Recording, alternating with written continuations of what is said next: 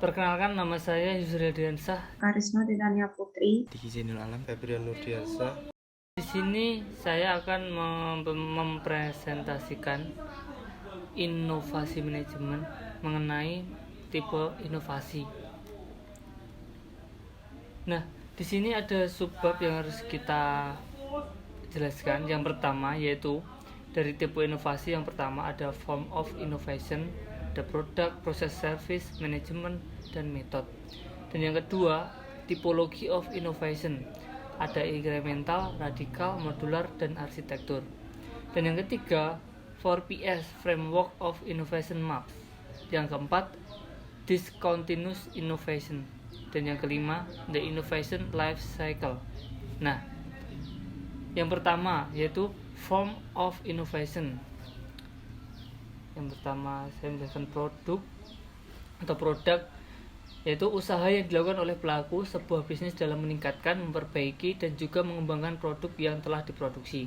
Nah, tujuannya dari inovasi produk yaitu meningkatkan kualitas dan daya tarik produk. Selanjutnya memenuhi kebutuhan konsumen, menciptakan gebrakan baru pada market, membantu mengembangkan serta mengaplikasikan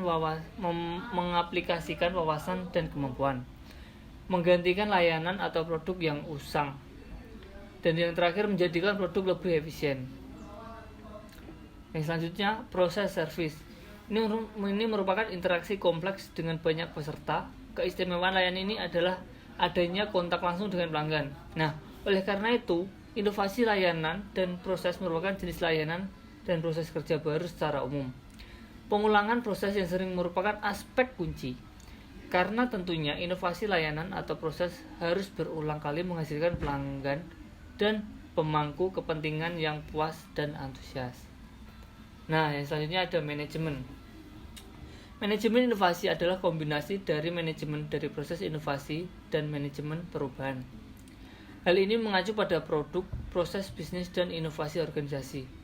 Nah, ini menjalankan kolaborasi antara petingginya, yaitu dengan manajemen inovasi memungkinkan organisasi untuk menanggapi peluang eksternal atau internal dan menggunakan kreativitas untuk memperkenalkan ide-ide, proses, atau produk. Nah, yang selanjutnya ada metode. Metode inovasi merupakan sekumpulan proses yang menggunakan teknik-teknik dalam inovasi. Teknik ini memiliki banyak nama yang berbeda namun mereka sebenarnya memiliki kesamaan yang luar biasa. Nah, alur metode inovasi yaitu yang pertama dari wawasan atau insight, selanjutnya ke permasalahan, problem, yang berikutnya ke solution, selanjutnya ke bisnis model, dan yang terakhir yaitu mengembangkan skala. Nah, itu alur dari metode inovasi. Nah, selanjutnya akan dijelaskan oleh teman saya. Poin pembahasan yang kedua yaitu tipology of innovation. Bentuk dari pengaplikasiannya, inovasi digolongkan menurut tingkat kebaruannya. Ada 4 yaitu inovasi inkremental, inovasi radikal, inovasi modular, dan inovasi arsitektural. Yang pertama yaitu inovasi inkremental. Inovasi yang dilakukan dengan cara meningkatkan komponen yang sudah ada. Dengan kata lain, bahwa inovasi inkremental ini menekankan pada peningkatan, bukan perubahan. Inovasi inkremental berlaku secara keterusan, memiliki risiko yang rendah, dan tidak terikat waktu. Contohnya yaitu layanan yang sudah ada terus ditingkatkan kualitas layanan tersebut. Yang kedua yaitu inovasi radikal. Inovasi dengan melakukan perubahan secara keseluruhan, baik komponen maupun sistem yang ada. Pada praktiknya, inovasi secara radikal ini jarang ditemukan di lapangan. Namun, inovasi radikal ini sering dilakukan di suatu bidang manufaktur dan lembaga jasa keuangan. Yang ketiga yaitu inovasi modular. Inovasi yang dilakukan dengan melakukan perubahan pada komponen, namun sistem yang digunakan tetap atau tidak berubah. Contohnya yaitu peralatan analog kepada digital. Inovasi yang terakhir yaitu inovasi arsitektur. Inovasi dengan melakukan perubahan pada sistem yang sudah ada dengan cara yang baru dan meningkatkan komponen yang ada di dalamnya tanpa harus mengubahnya. Contohnya, virtual reality, artinya teknologi yang membuat pengguna dapat berinteraksi dengan suatu lingkungan yang disimulasikan oleh komputer. Kemudian, menjadi salah satu teknologi andalan dalam merancang sebuah bangunan. Selanjutnya, presentasi akan dilanjutkan oleh teman saya.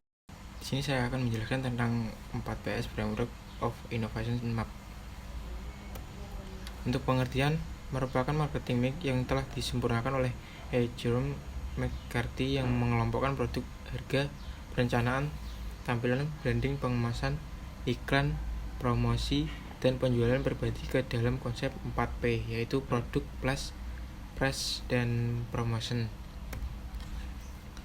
Untuk produk, saat merencanakan suatu bisnis, pengusaha harus menempatkan dirinya dalam posisi konsumen agar mengerti apa yang dibutuhkan melalui produk yang diciptakan.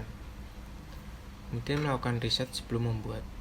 Buatlah produk yang bisa bertahan seiring generasi, sebab bila tidak maka akan tergantikan dengan produk yang lain yang muncul beberapa tahun setelahnya. Kemudian blast.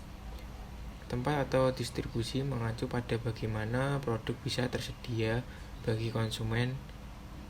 Pembisnis harus memikirkan di mana kira-kira produk dipasarkan, didistribusikan atau ditempatkan agar produk mudah terakses oleh konsumen.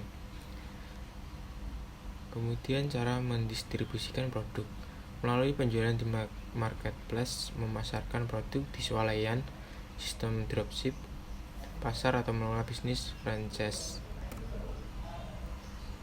Untuk price, harga mengacu pada apa yang diharapkan oleh produsen terhadap produk yang dijual kepada konsumen dengan membayar produk itu.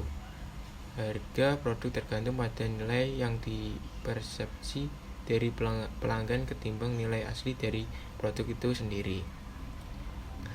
Kemudian bila dipersepsi pelanggan positif tentang produk, maka mereka tak mempermasalahkan bila harga produk itu tinggi. Sementara bila produk tidak bernilai di mata pelanggan, maka ada kemungkinan proses penjualan tak akan berhasil. Yang terakhir, promotion, strategi pemasaran untuk melakukan brand awareness, yaitu melalui iklan. Beberapa contoh iklan di masa lalu biasanya menggunakan media radio, televisi, hingga surat kabar. Sementara kini media promosi lebih banyak menggunakan online melalui media sosial, Instagram, Facebook, TikTok, dan sebagainya.